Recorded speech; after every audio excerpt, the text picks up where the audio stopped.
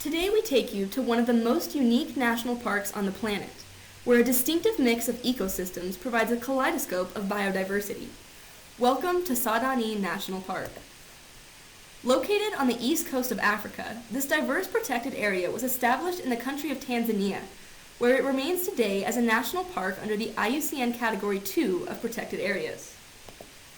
As seen on this map of Tanzania's coastline, Saadani National Park includes many coastal ecosystems. In fact, it is the only Tanzanian national park to do so. This precious coastal environment was recognized as particularly vital early on in Tanzania's environmental history. Before the area was established as a national park, it was managed by various other forms of protection, including small game reserves, ranch areas, and designated protection for the Wami River and Serengine Forest, both pictured here. While some of these protections did fall under Tanzanian government jurisdiction, in fact, it was often local coastal sub-villages that helped protect this diverse ecosystem best. These communities placed high value on biodiversity, but with increasing cases of poaching and overhunting, they recognized that stricter government regulation was needed. These sub-villages agreed to invite the Tanzania Wildlife Division to their land in order to establish an official game reserve encompassing the most vital parts of the ecosystem. Over 50% of villagers' land was volunteered to the government for this game reserve, under the condition that they maintain property rights.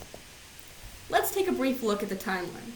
In the late 1960s, the Tanzania Wildlife Division is invited by local villages.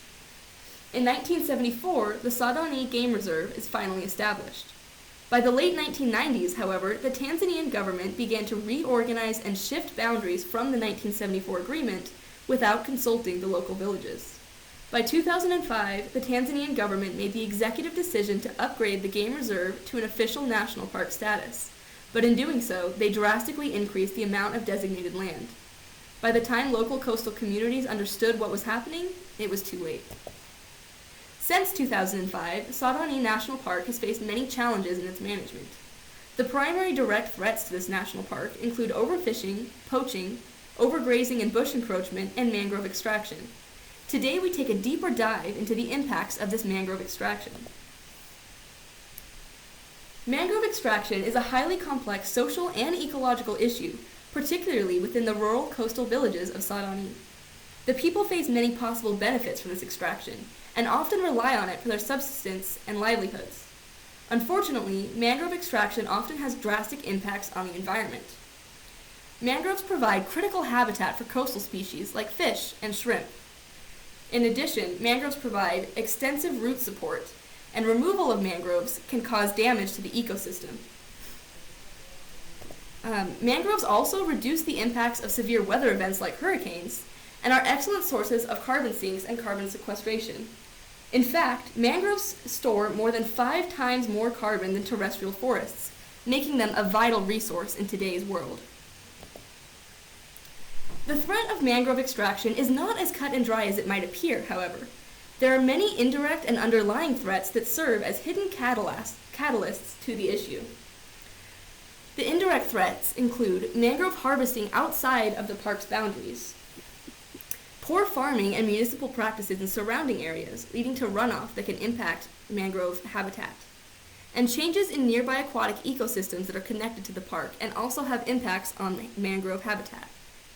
The underlying effects, some of these impacts include blurred property rights, poverty in rural coastal areas, conflict between coastal villages, state authorities, and outsiders who all want to use the park, limited resources for effective forest management, and land scarcity and pressure to increase farming and land-based investments.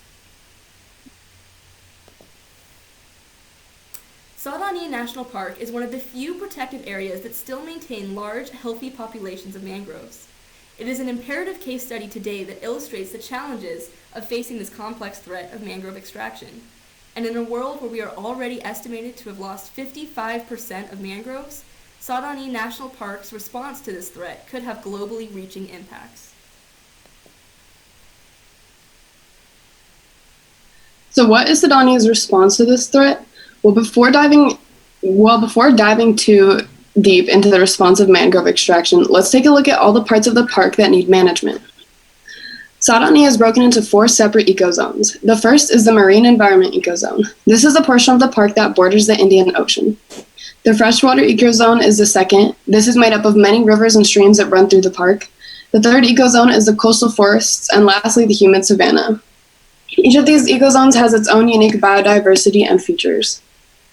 The marine environment ecozone provides habitat and breeding areas for over 40 types of fish, gastropods, and corals. The freshwater ecozone consists of the Wami River, which is an important natural freshwater resource, especially near the lower reaches of the river. And the coastal forest ecozone plays a crucial role in regulating the water cycle as well as providing a habitat for a variety of different animals. This is the area where mangrove extraction has the biggest impact. Now, before we take a look at what Saadani is doing to manage this, let's first talk about the applied management principles. The first management principle that is applied says protected area managers need to intervene in order to limit human-made threats. This is an important management principle for Saadani in particular because the threat for overharvesting mangroves is nearly entirely human-caused. The second management principle I see applied says regulations coupled with adequate policing may be required to address some threats. Regulating how much mangroves are harvested and adequately enforcing it would drastically limit the threat. Lastly, the management principle saying a systematic assessment of human-caused threats may aid in effective management. I see this principle applied because the threat is largely due to human activities.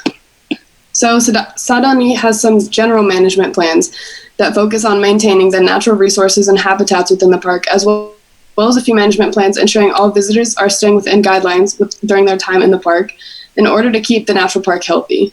Saadani's management plan to fight the threat of over-harvesting mangroves is to prohibit people from any further harvesting of mangroves. So this current management plan, by prohibiting people from harvesting mangroves and no longer issuing licenses, has limited mangrove harvesting to the point of a recent increase in mangrove coverage in and around the park. By prohibiting mangrove extraction, an important habitat in place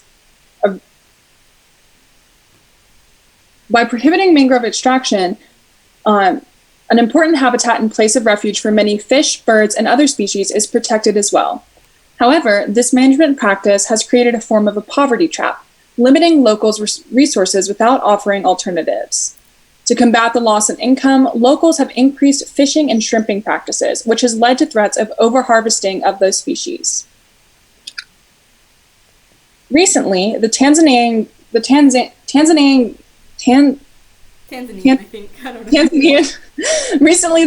government has begun collaborations with multiple INGOs and local community-based conservation groups to build a new management plan for the nearby Rufiji Delta, just south of Dar es Salaam. The new plans are said to include a removal of mangrove extraction prohibition, replacing that plan with set rules of when and where mangrove trees can be harvested. There's also funding set aside to test new restoration projects and support community-based conservation projects like Wetlands International and the Aqua Farms organization. These projects are impactful not only for their mangrove restoration efforts, but also for their provision of alternative incomes, namely beehives for honey production. Once this management plan's tweaks are worked out, the plan is to apply the plan to other protected areas and mangrove habitats in Tanzania, like Saadani, and worldwide. Here is a quote from Jumani Yusuf Kakumbe, outgoing chairperson of the Nyamisati Village Committee.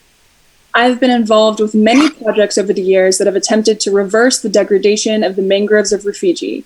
These efforts need to include communities from the beginning in an equitable way if they are to be successful. The Tanzanian government has grown to recognize who the land comes from and is including the Tanzanian sub-villages in planning of new management practices.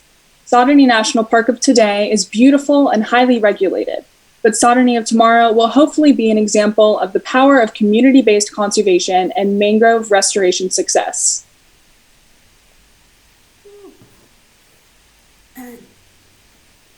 This video was brought to you by Lexi Orgel, Roxy Stryker, and Shannon Tate.